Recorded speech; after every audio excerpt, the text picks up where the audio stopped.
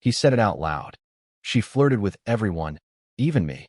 It begins in silence, the kind of silence that feels intentional, calculated. For months, maybe even years, insiders whispered and speculated. People in Hollywood knew. Some in the royal inner circle suspected. But no one dared say it aloud. Until now. Before we continue, please hit the like button, subscribe to the channel, and turn on the notification bell for updates. Max Beesley, the seasoned British actor with a sharp tongue and sharper memory, has finally broken the code. In a revelation that sent shockwaves through both Buckingham Palace and the entertainment industry, he lifted the veil on one of the most enigmatic and polarizing women of our generation, Meghan Markle. His words weren't just bold. They were haunting. She flirted with everyone, he said, even when she didn't need to. The timing couldn't have been more surgical. In a world where reputations are curated like Instagram feeds and truth is often camouflaged beneath layers of public relations wizardry, Beesley's decision to speak out felt like a rupture in the matrix. This wasn't a casual rumor dropped over cocktails at a Soho House bar. This was a deliberate, almost surgical incision, cutting straight through the glitzy narrative Meghan had woven around herself for more than a decade. But before we get to what Max actually said, and why it matters now more than ever, we need to go back. Back to a time before the castles and the red carpets. Before the royal engagements, before the Netflix documentaries, before Oprah. Back to when Meghan was just another struggling actress trying to claw her way through the Hollywood ladder, one audition, one connection, and some say one well-placed flirtation at a time. Because that's where the story really begins. Not with tiaras, but with tactics. Not with fairy tales, but with formulas.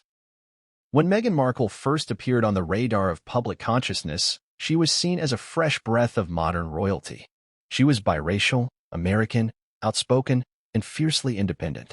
But beneath that progressive fairy tale, according to Beesley and a growing chorus of voices, was a woman who knew exactly how to play the game perhaps too well. And what was her winning move? Charm. Targeted, strategic, and often, as Beesley delicately put it, flirtatious charm. She had a way of looking at you, he said in the interview, that lit the fuse. It wasn't casual. It was deliberate. You'd feel like the only man in the room, even when you knew you weren't. That wasn't hyperbole. That was a man describing someone who had mastered the psychology of attention. It didn't matter if you were a producer, a journalist, a royal staffer, or even another actor like himself. If Meghan needed something, she knew how to get it. To be clear, flirting is not a crime. Ambition is not a sin. But when patterns emerge, and people start connecting dots across cities, countries, and industries, especially when the same woman is at the center of it all, it forces us to ask a much harder question. What is authentic? And what is manipulation dressed in elegance? And that's precisely why this story matters. This is not just another expose about a famous woman climbing her way to success. It's not a hit piece on someone who made it. No, this is about the hidden architecture behind a public persona that millions once adored, and millions now question. And the stakes couldn't be higher. Because this isn't just about Meghan. It's about Prince Harry. It's about the British monarchy. It's about the cultural collision between royalty and reality television, between duty and drama. It's about how one woman, allegedly using nothing more than wit, flirtation, and calculated relationships, managed to shatter centuries of royal tradition. And now, perhaps, is watching the pieces turn back on her. Let's not forget, when Meghan gave that explosive 2021 interview with Oprah Winfrey, the world stopped. Words like racism, silencing, mental health, and freedom echoed across headlines, social media platforms, and morning shows. She became a global symbol of both victimhood and defiance. But what if, just what if, that moment, too, was part of the carefully scripted persona?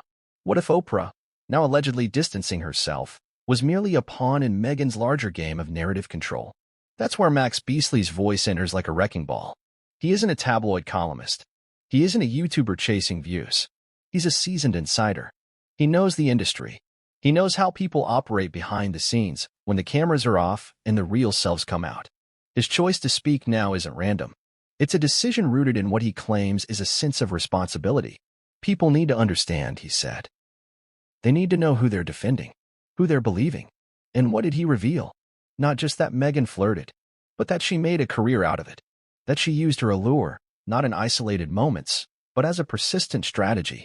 That men, some married, some powerful, some in positions to make or break careers, were often swept into her orbit. And when they were no longer useful, she was gone. Just like that. He described her as surgical in her relationships. Calculated, kind when necessary, dismissive when done. And perhaps most chillingly, he implied she had no remorse. It was business, he said. Always business. She knew what she wanted. That assertion sent a ripple effect through both Hollywood and Windsor. Because if it's true, if Meghan's royal marriage, her charitable ventures, her feminist speeches were all tactical steps rather than authentic expressions, then we aren't just talking about a misjudged public figure. We're talking about one of the most masterful image architects of our time. And that begs the most urgent question of all. Who is the real Meghan Markle? Is she the wrong duchess fleeing a racist institution, as portrayed in her interviews?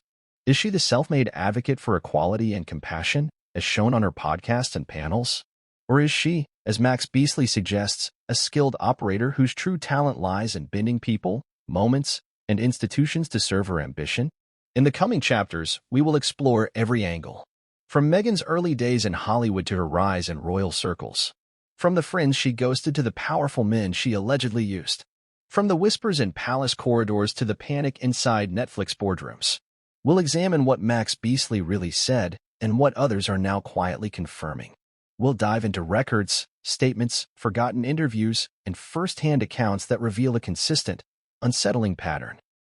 And by the end of it, you may not only understand why Beesley spoke up, but wonder why it took so long. So sit tight. What you're about to hear isn't a hit job, it's a reckoning. Because once you hear the full story, one thing will be clear. The fairy tale was only skin deep. And beneath the tiara was someone else entirely. It wasn't through a press conference. It wasn't a social media post, and it certainly wasn't done for clout. Max Beesley didn't want to speak, not really. Not at first. For years, he'd stayed silent, watching from the sidelines like so many others in the entertainment industry. But eventually, silence begins to feel like complicity. And for Max, watching the media fawn over a narrative he believed was manufactured, watching the world defend someone he'd known personally to be calculating, it became unbearable. That's what finally pushed him to speak. It started with a conversation, private, unrecorded, shared over coffee with a longtime friend. That conversation found its way to another friend, and then to someone in the media. By the time the fifth person had heard it, the story had grown legs. That's when Max made a decision. If his name was going to be attached to this, he'd rather be the one to tell it truthfully. He didn't reach out to a tabloid. He reached out to someone he trusted, a journalist he had worked with on a previous project. Their agreement was simple: no embellishments, no dramatics. Just the truth, as Max saw it. What came out of that interview would become one of the most damning personal accounts ever tied to Meghan Markle. Max first met Meghan years ago, long before she became the Duchess of Sussex. Their paths crossed during a charity event in London, where both were guests of honor. Meghan wasn't a household name at the time. She was still working on suits, still on the grind, still learning which rooms mattered most. But according to Max, even then, she walked into the room like she owned it. Not in an arrogant way, more in the way of someone who had rehearsed that entrance 1,000 times before she ever got the invite. She had this way about her, Max recalled. She made you feel like she saw something in you that no one else did. It was disarming, powerful. She used it well. They chatted that night. Nothing overly flirtatious at first. Just polite conversation, the way people in that world are trained to engage, smiles, compliments, a hint of shared ambition. But as the night progressed, Max said he noticed a shift. The compliments became more personal. Her posture more inviting. Her tone more suggestive. She touched his arm when she laughed. She asked about his past projects, not out of fandom, but in a way that made it clear she'd done her research. She knew who I was before we spoke, he said. That much was clear. And she made me feel like I mattered, like I was important to her story. At the time, Max didn't think much of it. Celebrities often mingle like this, especially when future projects or alliances are at stake. But what stuck with him wasn't the moment, it was the pattern. Because after that event, Meghan seemed to weave herself into his professional circle almost effortlessly. She'd show up at the same parties, be introduced to the same directors. She once showed up to a table read for a project Max was working on, not as a cast member, but as a guest of the producer. Coincidences, he said. Too many to ignore. Max didn't fall for her. Not romantically. But he fell for the image, like so many did. She made you feel seen, he said. And people crave that. Especially in this business. Over the years, he began to hear stories. Other actors, producers, and even agents would share similar encounters. Always the same tone. She'd be warm, magnetic, emotionally intuitive. She'd praise their work, ask about their families, recall specific career milestones with precision. It's like she kept a mental file on people, Max said, and she knew when to pull it out. Then came the bigger leap, her courtship with Prince Harry. At first, Max, like many, thought it was a fairy tale come to life. But the more he watched, the more he felt something was off. "I knew that look," he said. "The one she gave Harry during their first public appearances. It wasn't love. It was the same look she gave half a dozen men I knew in the industry. It was focus. Strategy." Still, he kept his suspicions to himself. Who was he to reign on the world's royal parade? But then the narrative began to shift. Meghan went from actress to duchess, to victim, to voice for the voiceless, all in a matter of a few years. And all the while, people like Max, who had seen the curated persona firsthand, were expected to clap and nod in silence. But silence is dangerous. It creates vacuum chambers. And in those chambers, truth withers while fiction thrives. So when Max decided to speak, he came prepared. He didn't just share anecdotes. He shared timelines, names, dates, places. And while he was careful not to overstep legal boundaries, his intent was clear. "I'm not here to slander her," he said. "I'm here to say that the Meghan you see on camera isn't the Meghan I knew. And I'm not the only one who sees it." He described how Meghan allegedly flirted with multiple influential men in the entertainment world, some married, some not. One producer, who remained unnamed but was known for his involvement in multiple major series, told Max privately that Meghan once cornered him at an after-party and suggested they collaborate on something that would put her in a more serious actress category. The next day, she followed up with a gift basket and a handwritten note. Another agent claimed she asked to be introduced to a royal-related charity board member long before she ever met Prince Harry. At the time, it seemed like casual interest. In retrospect, it felt planned. But the moment that crystallized Max's discomfort came when a mutual friend, a respected casting director, told him she felt used by Meghan. The woman had helped Meghan secure an audition for a major role, one that could have changed her trajectory. Meghan didn't get the part, but once the favor was done, she allegedly stopped replying to the woman's calls. "I was just a stepping stone," the director had said to Max. She got what she needed. These weren't isolated incidents. They were stories repeated with minor variations by different people in different cities, yet all sharing the same undercurrent. Meghan knew how to get what she wanted. And she was never afraid to leverage charm, flirtation, or strategic friendship to get there. "I don't blame her for being ambitious," Max said. "I blame her for pretending she wasn't." One of the most shocking aspects of his account wasn't just what he said about Meghan, but how it reflected on Harry. "I think he's in too deep," Max noted. "I don't think he sees it. Or maybe he sees it now, but it's too late. You don't burn down a palace and then ask if you had the right blueprint." For those who believed Meghan was unfairly targeted by the media, Max's comments are undoubtedly controversial. But to others, especially those who've had similar experiences, they feel like vindication. The whispers behind closed doors are now entering the public square. As Max wrapped his interview, he admitted the toll it would take on him. He expected backlash. He expected character assassination. "But if no one speaks, the illusion keeps growing," he said. And that's not just dangerous, it's dishonest. He's not interested in writing a tell-all book. He has no intention of joining talk shows. His purpose, he claimed, was singular, to pull back the curtain. And whether people believe him or not, he believes history will. That was the moment that shifted the narrative. Not because Max Beesley is famous, but because Max Beesley knew. He was there. And now, he's not just watching. He's talking. Before there were royal titles, world-shaking interviews, or charity galas with high-ranking dignitaries, Meghan Markle was just another aspiring actress in Los Angeles, navigating a labyrinthine industry filled with rejection, typecasting, and closed doors. Like many young women drawn to Hollywood, she started out with ambition, talent, and a dream.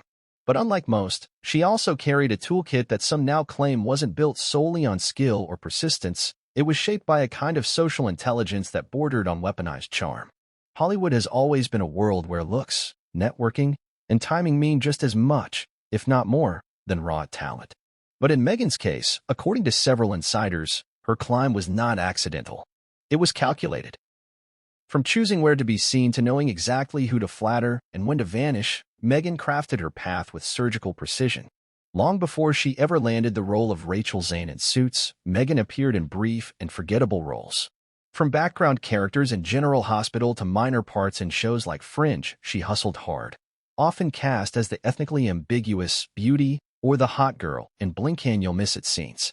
But even then, according to former production assistants, she stood out, not necessarily for her acting, but for her strategic presence on set. She was always aware of who was in the room, one anonymous crew member from a short-lived cable drama recalled. While most of the other actors were joking around or staying in their trailers, Meghan was mingling with producers, complimenting wardrobe supervisors, making sure to be remembered. And remembered she was. One particular incident shared by a junior casting director stands out. At a small audition for a digital project, one that never actually got greenlit, Meghan arrived early, unusually early. She wasn't on the list for the first round of auditions, but she had managed to squeeze in by convincing the assistant to the casting director that she had a personal relationship with one of the producers. That producer? Never even met her. But somehow she got in.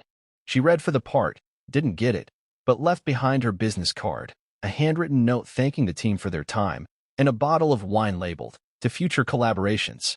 It wasn't the kind of move most struggling actresses made. It was bold. It was memorable. And it worked. That casting director later passed Meghan's name to another project, Suits. And the rest, as they say, is history. Once she landed the role of Rachel Zane, Meghan used it as a stepping stone, not just to higher-paying gigs or brand endorsements, but to access. Suits was filmed in Toronto, a city with a vibrant but tightly knit entertainment and political elite. Meghan didn't just play her part and retreat to a hotel. She networked. She hosted small dinner parties, appeared at charity events, and slowly embedded herself into the Canadian high society circuit. That's how she met the likes of Justin Trudeau's circle. That's how she got involved with the Soho House brand. That's how she became close to Jessica Mulroney, whose father-in-law, former Canadian Prime Minister Brian Mulroney, gave Meghan entree into a powerful network that extended beyond Canadian borders. It was during this phase, what some now call the positioning phase, that Meghan's name began circulating not just in entertainment spaces, but in diplomatic, philanthropic, and elite social circles. She began speaking about feminism, equality, and representation, not just in casual interviews, but in curated op-eds and panel discussions. These weren't spontaneous moves. These were brand-defining moments. She wasn't just an actress anymore. She was becoming a symbol. One former colleague from the Suits set, speaking under condition of anonymity, described Meghan as obsessive about optics. Every Instagram post was curated. Every outfit for public appearances was run past stylists twice. She reportedly kept tabs on Google alerts for her own name and made sure to keep a tight grip on who had access to her press image. She was always one step ahead of the game, the colleague said. Every move felt rehearsed, not in a fake way, but in a way that told you she was playing for something bigger. And that something bigger, many now believe, was royalty. During her final years on Suits, Meghan began dating a chef, Corey Vitiello, who was well known in the Toronto social scene. He had ties to celebrities, fashion circles, and media elites. But their relationship ended abruptly. Right around the time Meghan was reportedly introduced to Prince Harry through a mutual friend. The timelines, some argue, are uncomfortably close. Critics of Meghan suggest that the introduction to Harry wasn't some spontaneous, serendipitous meeting. They argue that it was a long-term goal she had been inching toward, carefully, with every speech, every gala appearance, every headline. While that might sound conspiratorial to some, others point to a pattern. Meghan didn't just fall into these circles. She built pathways into them. Hollywood publicist Neil Reynolds, who has worked with several A-list stars, once said in a closed-door media panel, "If you want to understand Meghan Markle's success, don't look at the scripts she chose. Look at the people she targeted." He later clarified that he didn't mean it as an insult, but rather a compliment to her social intelligence. She knew how to climb, and she climbed fast. But with that climb came casualties, friends, mentors, lovers, and allies who were no longer useful in the next phase. Meghan's friend circle rotated frequently. Few relationships from her early acting years survived beyond the Suits era. And once she crossed over into royal life, even her Toronto connections were left behind. Jessica Mulroney, once considered Meghan's closest confidant, was reportedly frozen out after a racial controversy, surrounding Mulroney's online spat with a black influencer. Meghan's silence on the matter was deafening. Jessica, who had hosted Meghan in her home, helped plan her wedding, and offered her protection from media attacks, was never publicly defended. And just like that, she vanished from Meghan's life. It wasn't the first time. College friends, once featured in interviews, stopped appearing. A former assistant who had accompanied Meghan on red carpets during her Suits days was allegedly blocked after a disagreement about press access. Meghan, it seems, was not someone who held on to people out of sentiment. She moved forward and fast.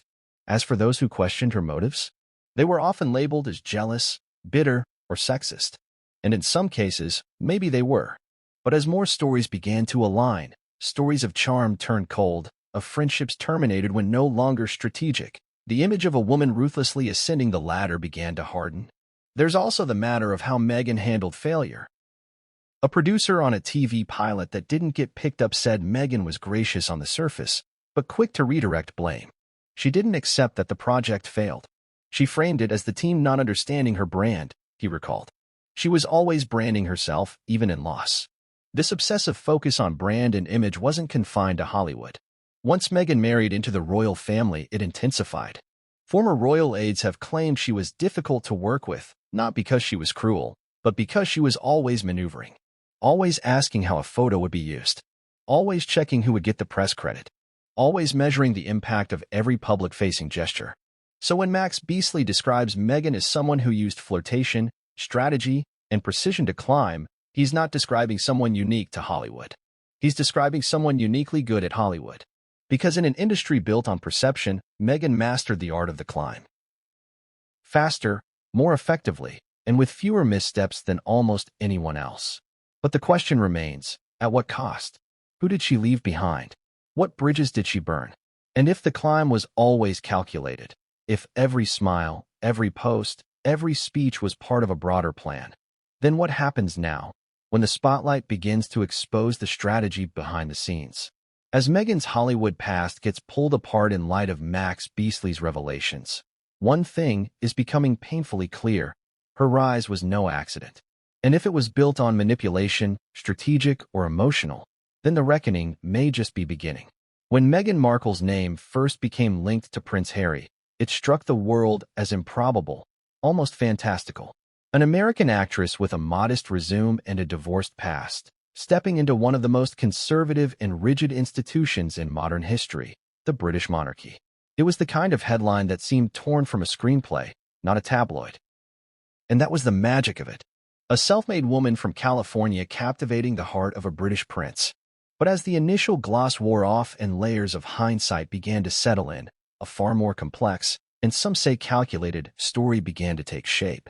The question that has haunted insiders and outsiders alike: did Meghan merely fall into Harry's life by chance, or was the relationship part of a long-term strategy? Did she fall in love with the man, or the crown? To understand the mechanics of what some now claim was a tactical move, one must first examine the context of Harry's life at the time they met. By 2016, Prince Harry was emotionally isolated. He was still nursing old wounds from the death of his mother, Princess Diana. His relationship with the press was one of mutual hostility, and his public image vacillated between troubled rogue and misunderstood royal. He was adored by many, but directionless. He had exited the military, had no clear royal path carved out for him, and was at a crossroads personally and professionally. In short, he was vulnerable. Meghan, on the other hand, was in ascension. Suits had given her a degree of fame. She had built a moderate following through her now-deleted lifestyle blog, The Tig, and she was weaving herself into elite global circles via charity work, red carpets, and philanthropic partnerships. Her branding was shifting. She wasn't just another TV actress, she was becoming something else, a woman of influence. Their introduction, as widely reported, was arranged by a mutual friend, often cited as Misha Nano or Violet Vaughn Wessenholz. But some sources claim that Meghan had been angling for this connection for some time. According to a former Soho House associate, Meghan had asked specific questions about Harry's routines, his favorite haunts, and the socialites he was closest to in London months before their alleged meeting. She was interested in meeting him. It was clear, said the source. She didn't say it outright, but the way she asked, it wasn't curiosity. It was intent. The first meeting was reportedly casual, a drink at Soho House, London, relaxed and informal. Harry was instantly captivated. Meghan, as those close to her say, was everything he hadn't found within the royal bubble: fun, flirtatious, independent, and unafraid. She laughed loudly, challenged his ideas, and didn't defer to his title. And for Harry, whose entire life had been shaped by obedience to protocol, that energy was electric.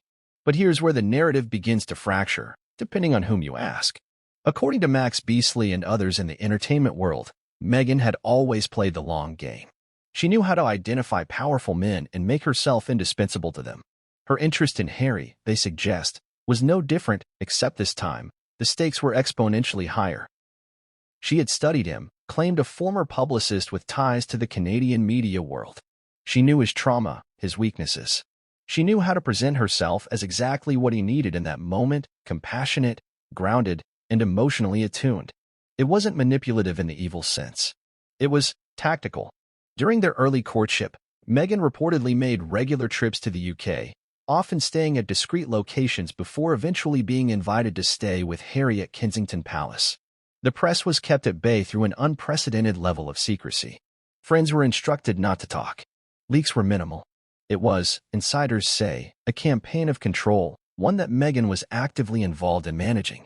But beyond logistics, what disturbed some close to Harry was the speed at which he changed after meeting Meghan. Longtime friends began to feel a shift. Invitations dried up. Social traditions were altered. And then there was the family.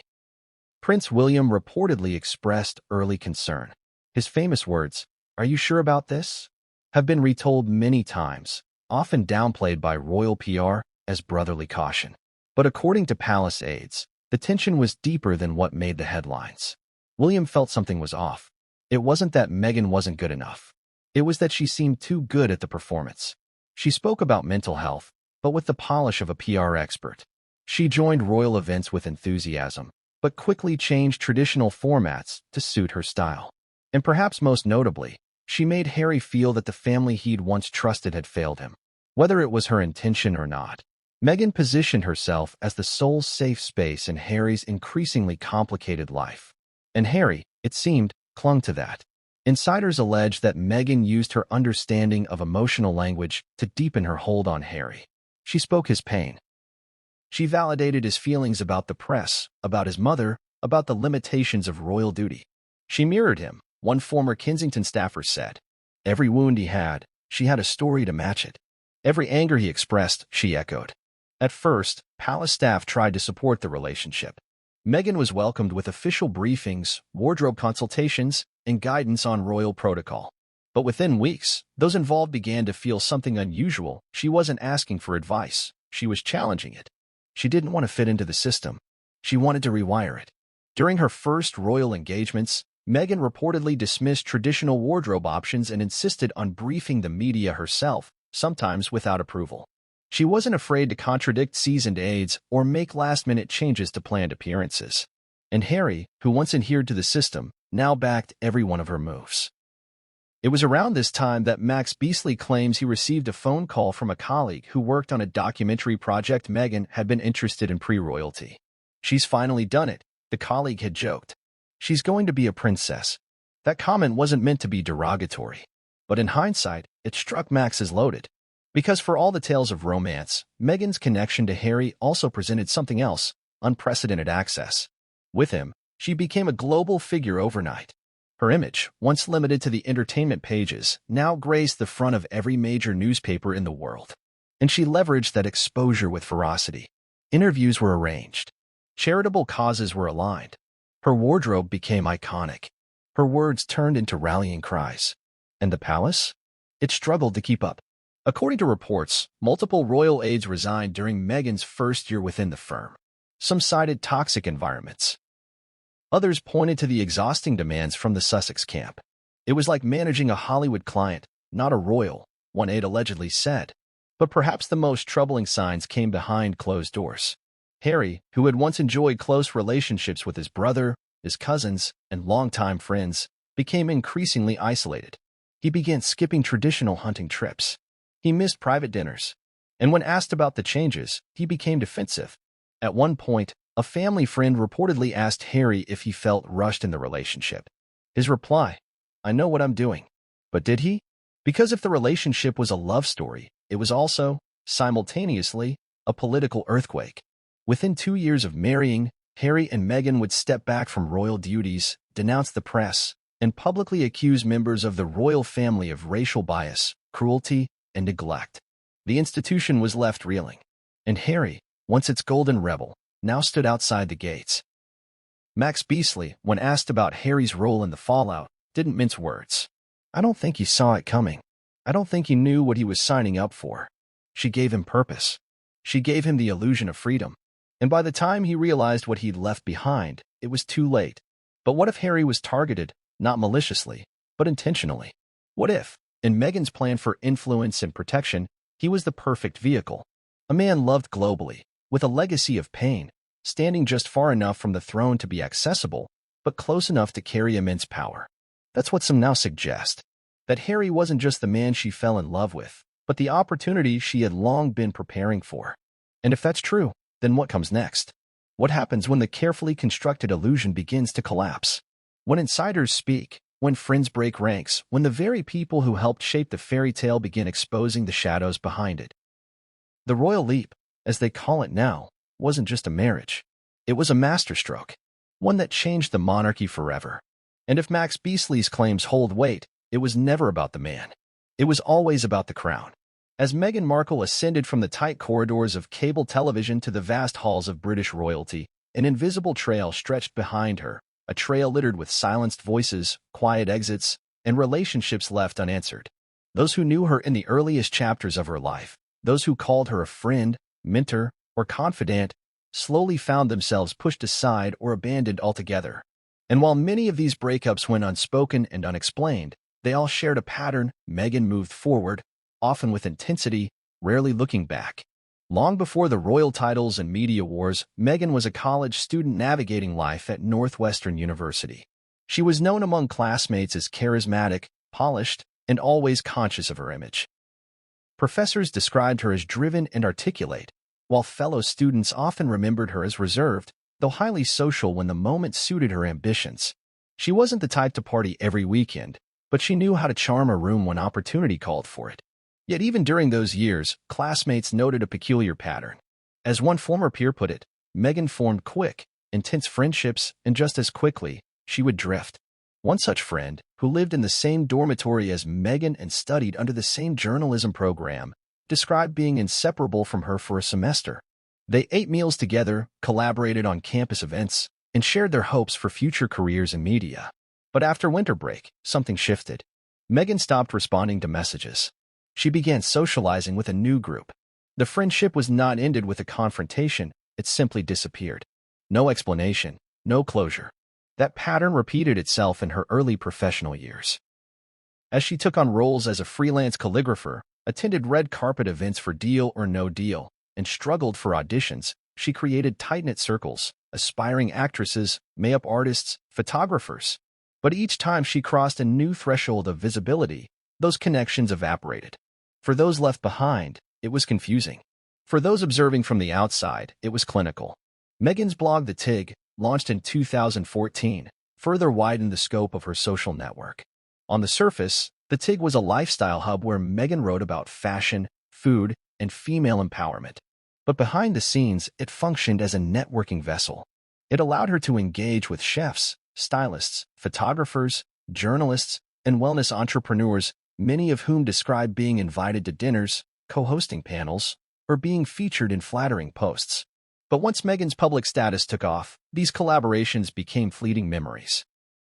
People who had once been highlighted on her website later found themselves blocked or ghosted entirely. Jessica Mulroney is perhaps the most prominent example. Once dubbed Meghan's best friend, Jessica was not only a close confidant but also instrumental in helping Meghan adapt to Toronto society during her Suits years. She hosted Meghan at her home, helped plan aspects of the royal wedding, and even styled her during key public appearances. Their bond was so public and strong that many expected Jessica to become a permanent fixture in Meghan's life even after the royal transition. But in 2020, Jessica became embroiled in a controversy over comments she made to Black influencer Sasha Exeter, prompting accusations of white privilege and tone deafness. The fallout was swift. Jessica lost TV gigs, brand endorsements, and most notably, her connection to Meghan. Despite years of friendship and loyalty, Meghan did not publicly support her. There was no statement, no phone call that was publicly acknowledged, and according to several insiders, no private effort to mediate the situation either. One close family friend of Jessica's later revealed, Jessica was devastated. She stood by Meghan through everything. But when it was her turn to be defended, Meghan disappeared. It was a blow that left many in Meghan's former circle stunned. To some, it signaled that even the closest bonds were expendable if they posed a risk to Meghan's carefully crafted image. Another key figure in Meghan's life, her childhood best friend Nanaki Pretty, offered her own reflection on their crumbling friendship. Nanaki had known Meghan since they were children, attending the same schools, taking family trips together, and remaining close into their 20s. In interviews, Pretty expressed her deep confusion and pain over Meghan's transformation. Meghan had always been calculated, she said, but I didn't realize how far it would go. She recounted how Meghan slowly began shedding people from her life, discarding long-held friendships without a word. After her divorce from Trevor, Meghan's first husband, I saw a different person. She was cold, focused. She didn't want reminders of who she was before. This statement hit particularly hard for those who knew Meghan during her first marriage to Hollywood producer Trevor Engelson. The two had dated for years and tied the knot in 2011, only to divorce in 2013. According to multiple sources, Trevor was blindsided by the split. One report claimed Meghan returned her engagement and wedding rings in the mail, without a conversation. No closure. No explanation. Just another severed bond. Staffers who worked with Meghan during her acting career have also commented on her shifting loyalty. One former assistant on Suits recounted how Meghan was warm and engaging when she needed something, a costume fix, a last-minute schedule rearrangement, but could become distant or dismissive once the task was complete. It wasn't mean-spirited, the assistant said. It was just transactional. That word comes up often when former acquaintances describe their time with Meghan, transactional. Friendships had expiration dates. Gratitude was short-lived. Allegiances could shift in a moment. As her profile grew, the ghosting intensified. People who had helped her early on found themselves blocked. Emails went unanswered. Holiday cards stopped arriving. Meghan, they believed, was reshaping her entire life in real time. And those who didn't fit the new narrative were discarded like chapters of a book she no longer wished to read. Not even family was spared. Meghan's relationship with her father, Thomas Markle, has been dissected endlessly. But few dispute the fact that he was deeply involved in her early life, supporting her financially, attending school plays, and encouraging her creative pursuits. They were close for years. Yet when Meghan began dating Harry, that relationship fractured. Yes, Thomas made his own mistakes, posing for staged paparazzi photos, speaking to the press. But the complete severance between them has struck many as extreme. He was not invited to the royal wedding. He did not meet Harry. And today, he is treated as an outsider by the daughter he once helped raise. Her half-sister, Samantha Markle, also claims to have been iced out early on. Though the two were not close as adults, Samantha has repeatedly said that Meghan's public portrayal of being an only child was hurtful and false. Meghan has described a childhood devoid of sibling connection. Samantha calls that a lie. Whether those memories are distorted or not, the theme remains. Disconnection, abandonment, erasure. Royal aides, too, weren't immune. During her time at Kensington Palace, several staffers privately dubbed themselves the Sussex Survivors Club, owing to what they described as chaotic, high-pressure environments driven by Meghan's intense demands and Harry's blind support. Though NDAs prevent many of these individuals from speaking out publicly, a few have left carefully worded clues in books and interviews. She had no interest in tradition, one aide said. Only control. This hunger for control, many believe, extended to her social environment. Meghan didn't want friends who challenged her. She didn't want allies who asked hard questions. She preferred relationships that could be managed, molded, or muted. The saddest part, according to those who once stood in her inner circle, is that Meghan didn't start this way. The woman they knew was warm, funny, intellectually curious, and genuinely idealistic. But somewhere along the line, perhaps during her transition from actress to activist, from girlfriend to duchess, that version of Meghan was replaced by someone else. Someone who saw vulnerability as a liability, loyalty as negotiable, and human connection as expendable. Max Beesley, when asked about Meghan's history of ghosting, didn't hesitate. She does it when she's done with you. No fight, no farewell. You just disappear from her life.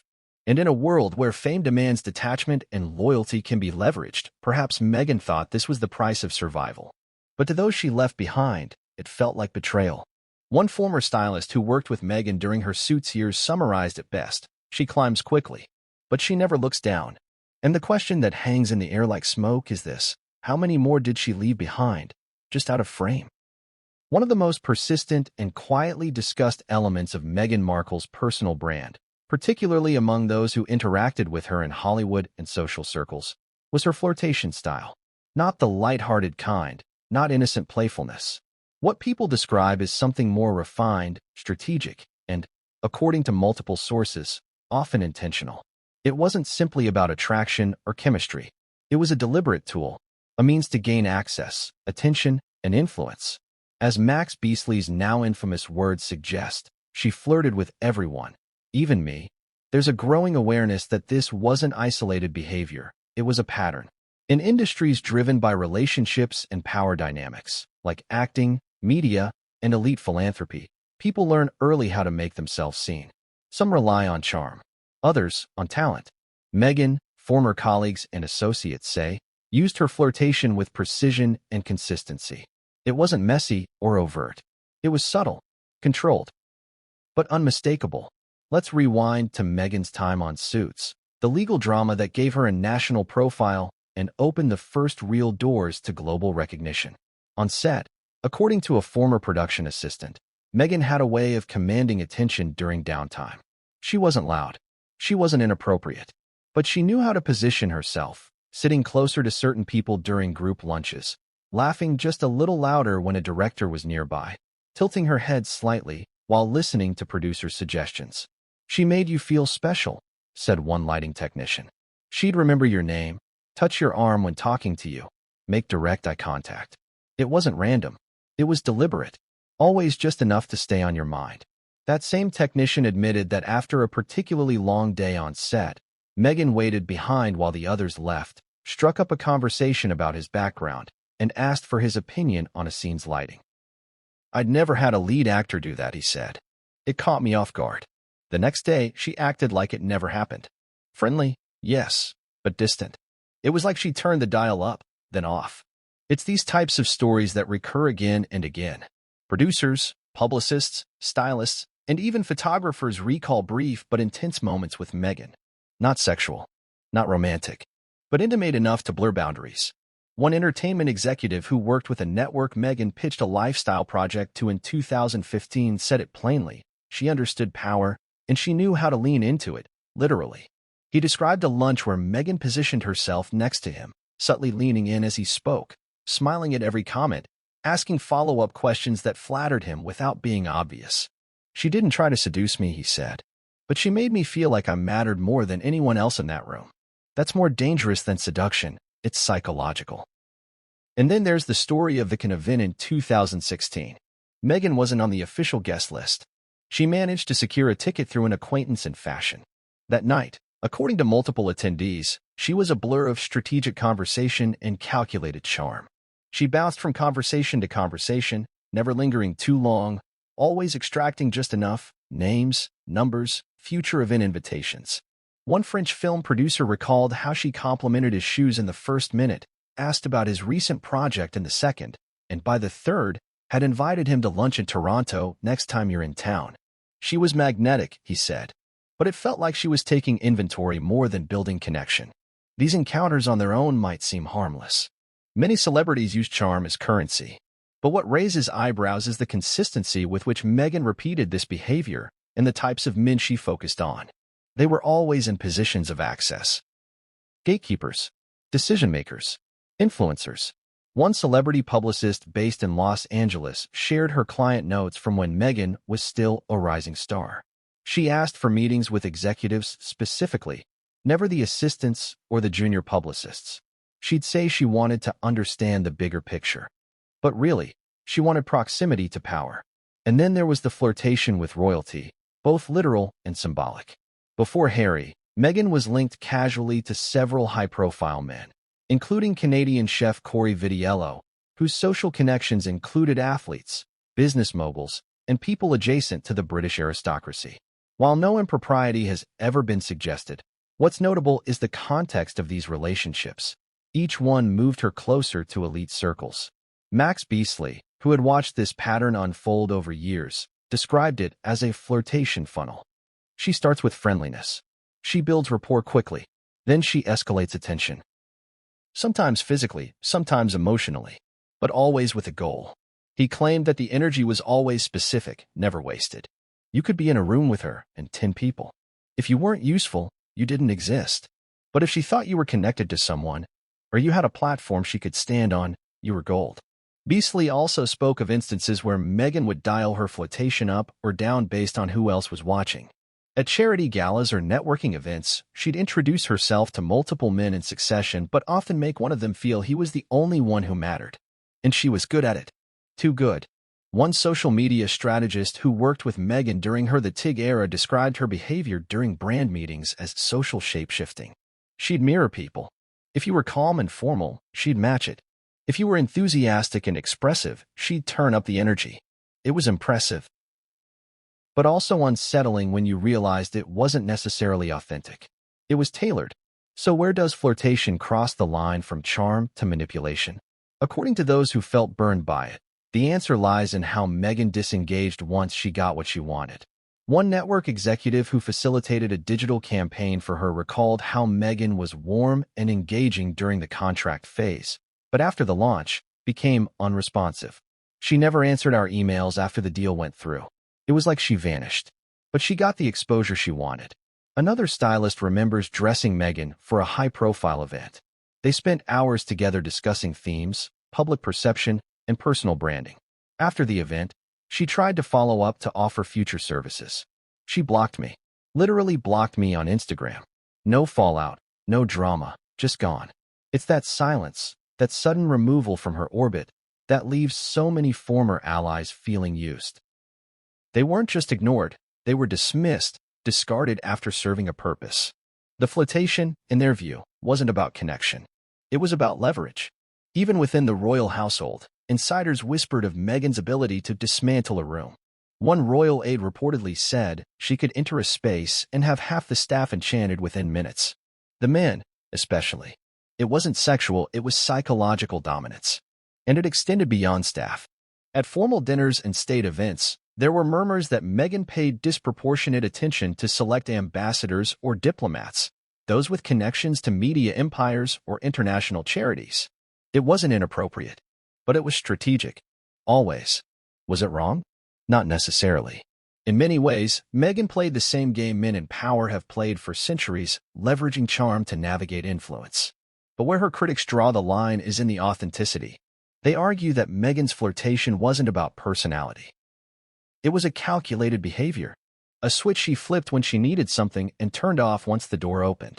She flirts to gain altitude, one former makeup artist put it. And once she's above you, she never looks back. What Max Beesley revealed didn't shock those who'd worked with her. It validated them.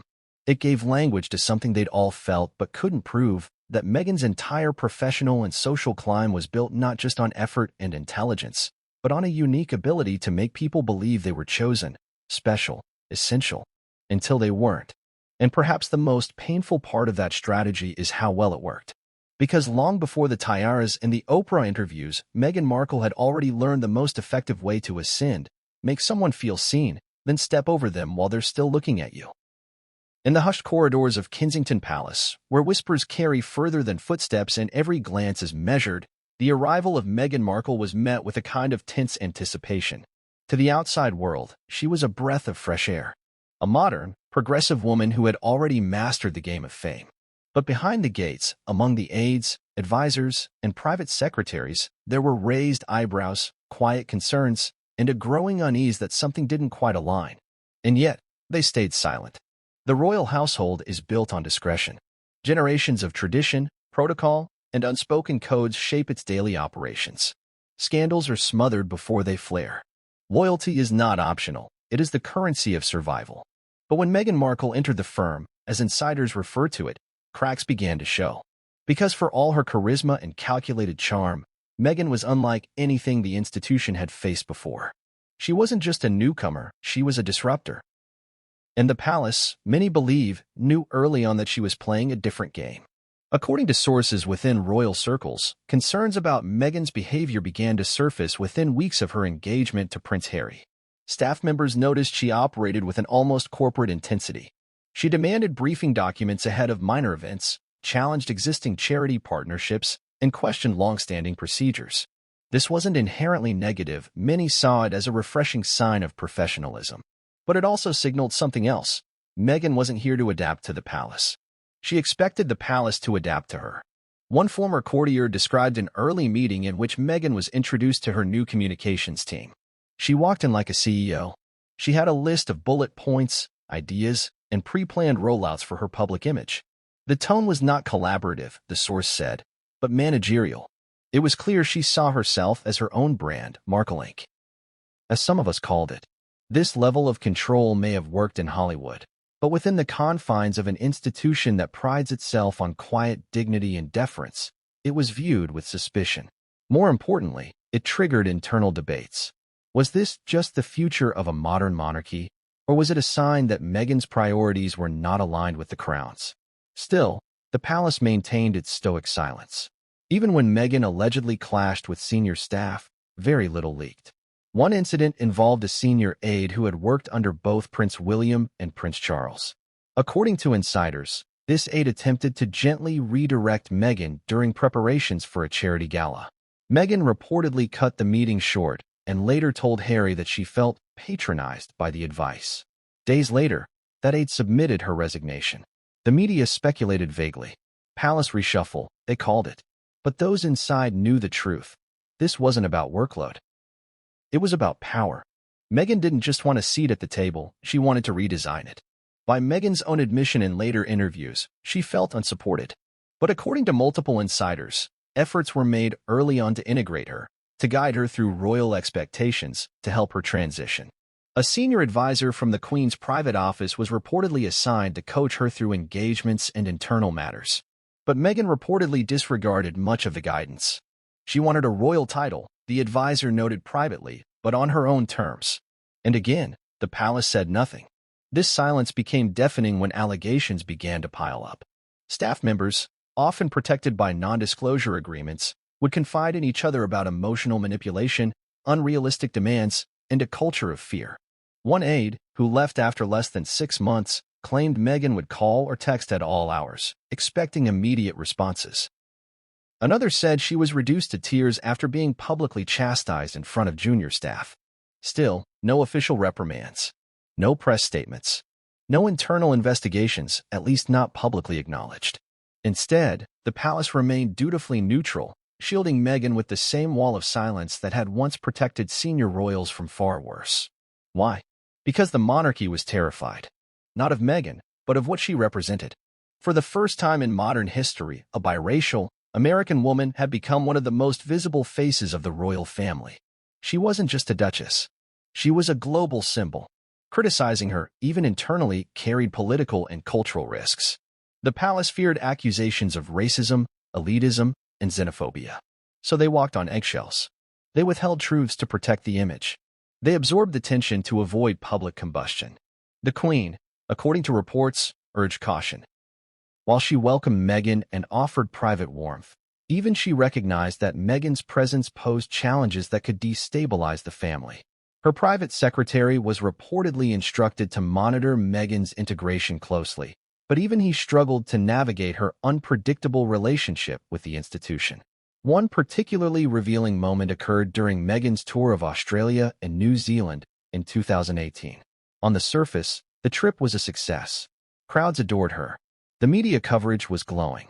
But internally, it was chaos. Staff were overwhelmed by Meghan's shifting schedule, her demands for last-minute changes, and her refusal to follow established protocols. Several aides described it as one of the most stressful royal tours of the decade. One insider recalled, "She was brilliant with the public, but brutal behind the scenes." Still, the palace kept quiet.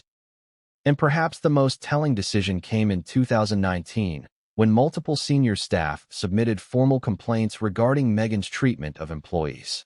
The complaints, according to the Times, were serious enough to warrant internal discussions.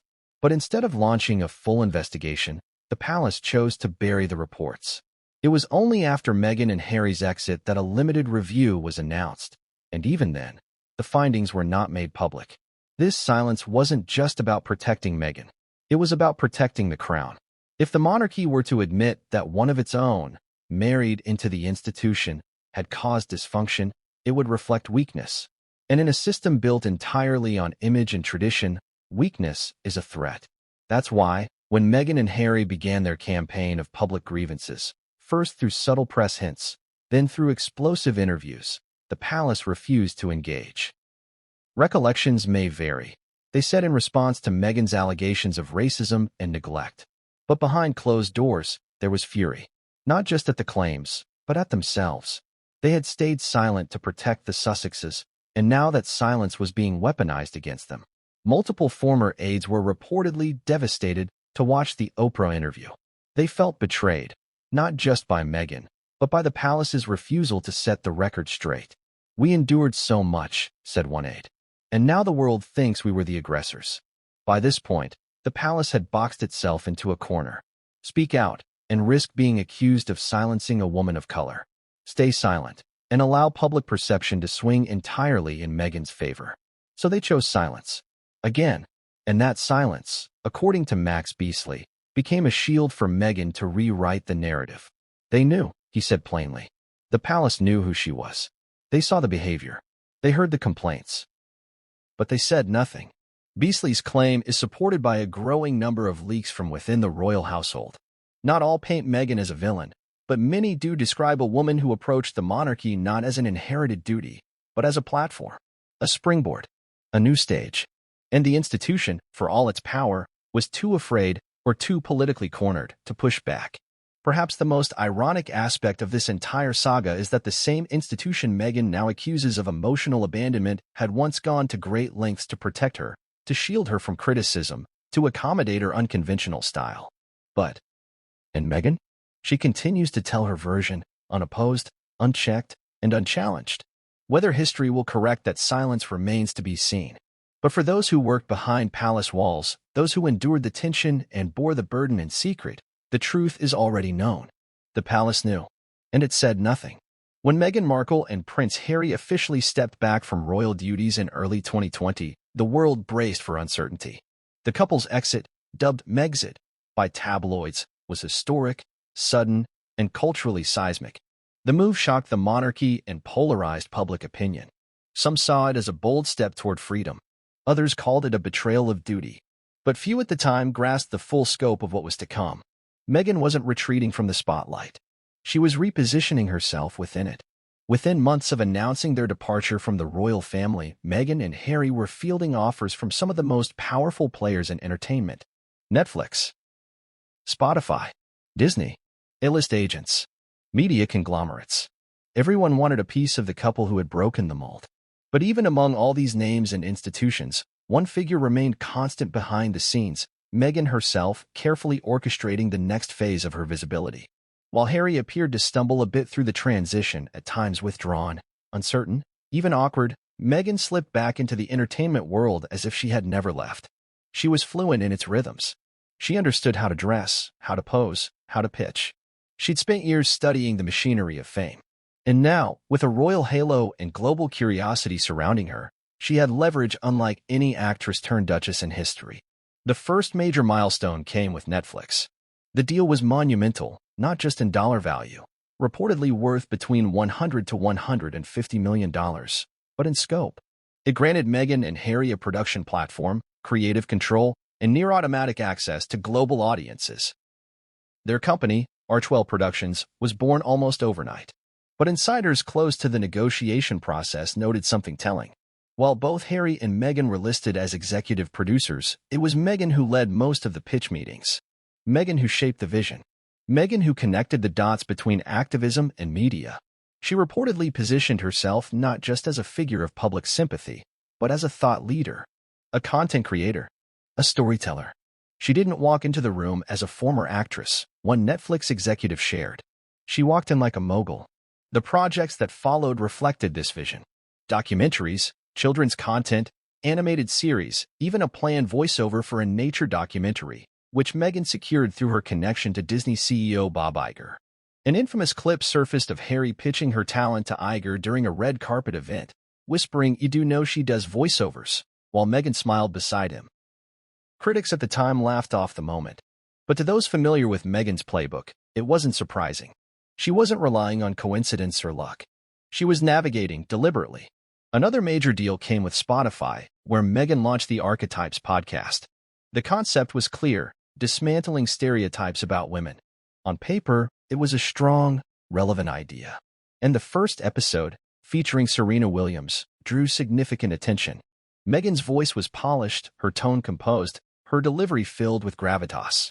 But cracks emerged quickly. Production insiders claimed the podcast was difficult to produce. Meghan reportedly wanted full control over scripting, guest approval, and final edits. Multiple episodes were allegedly re-recorded or revised after last-minute changes. A senior producer later claimed that Meghan's team had to be carefully managed and described the atmosphere as tense, occasionally volatile. Despite a major launch and heavy promotion, the podcast underperformed. Spotify eventually ended the deal early, and reports emerged that the company was disappointed with the results. In a statement released through anonymous sources, one executive at Spotify was quoted as saying, "We expected more content, more consistency, more authenticity." This word, authenticity, continues to haunt Meghan's Hollywood revival. On camera, she is poised and persuasive. Off camera, however, producers and collaborators describe a more guarded, curated version. One director who was pitched a project under Archwell claimed Meghan wanted to build a hybrid brand, part Diana, part Oprah, part Michelle Obama, but without the raw vulnerability those women had shared publicly. She wants to be admired, the director said, but she doesn't want to be exposed.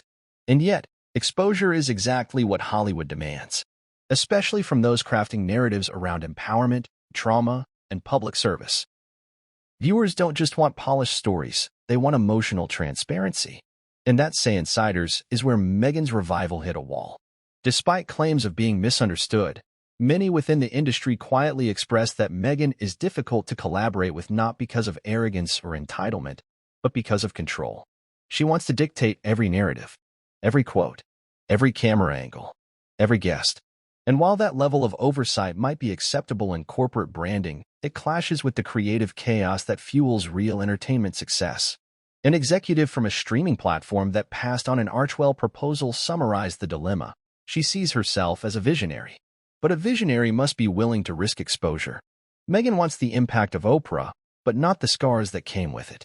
As Meghan's creative ambitions met industry friction, the public began to grow skeptical. The Oprah interview had been a global success, yes. But as time passed, many began questioning its unchallenged claims. Some of the most shocking allegations remained vague and unsupported. When pressed, neither Harry nor Meghan provided follow-ups. No names, no timelines, just emotional impressions. This began to tarnish the image that had once felt unbreakable. Compounding this were Meghan's strategic appearances at select events. She avoided Hollywood's traditional red carpets, instead appearing at curated charity galas, women's leadership panels, and awards ceremonies honoring social justice. Her speeches were carefully worded, her wardrobe precisely chosen, and her public expressions emotionally resonant, but rehearsed. One fashion editor who worked with Meghan on a cover shoot revealed the extent of preparation behind the scenes. She came with a binder, pages of references, color palettes, quotes, questions about camera lenses. It was impressive, but it didn't feel spontaneous. It felt calculated. This description, calculated, comes up frequently when Meghan's Hollywood phase is discussed, and it's not necessarily an insult. In an era when celebrities are brands and brands are ideologies, calculation is often part of the job. But where it begins to concern others is when calculation replaces connection. One PR agent recalled a tense moment during a pitch meeting where a producer challenged Meghan's desire for full editorial control on a documentary project. The room went cold. Meghan allegedly responded by ending the meeting early. She was polite, the agent said.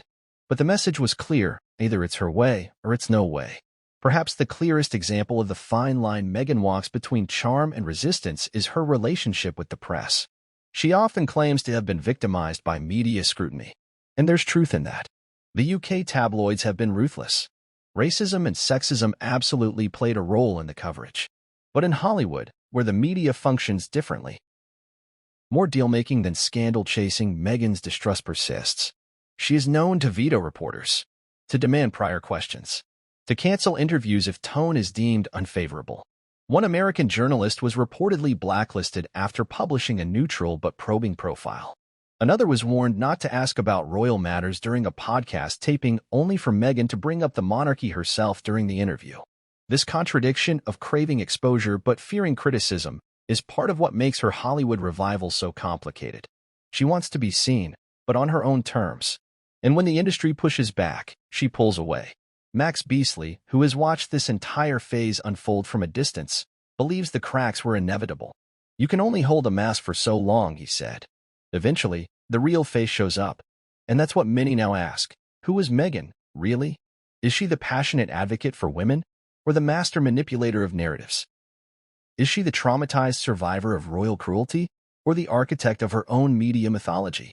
Is she the misunderstood celebrity seeking meaning, or the strategist who never stopped scripting her own rise? Her Hollywood revival offered a rare opportunity for reinvention, and in many ways, she succeeded. She positioned herself as a global voice, a mother, a wife, a leader. But the very control that elevated her may now be isolating her. Because Hollywood doesn't just reward polish. It rewards risk. And so far, Meghan has shown little interest in true vulnerability. Her secrets remain sealed. Her stories curated. And until she's willing to open the vault, to drop the performance, and show the bruises behind the brand, her revival may remain, not a rebirth, but a carefully stage-managed reappearance. Max Beesley just shattered the carefully crafted image of Meghan Markle, and what he revealed has left Hollywood and royal watchers stunned. From private flirtations with powerful men to calculated friendships that vanished overnight, Beesley claims Meghan used charm like a weapon, and now he's naming names. Why is he speaking out now? What patterns did he, and others, start noticing long before the royal wedding? And what secret behavior did the palace allegedly ignore? Stay with us as we unravel the truth behind Meghan's most explosive secrets yet, one whispered conversation at a time.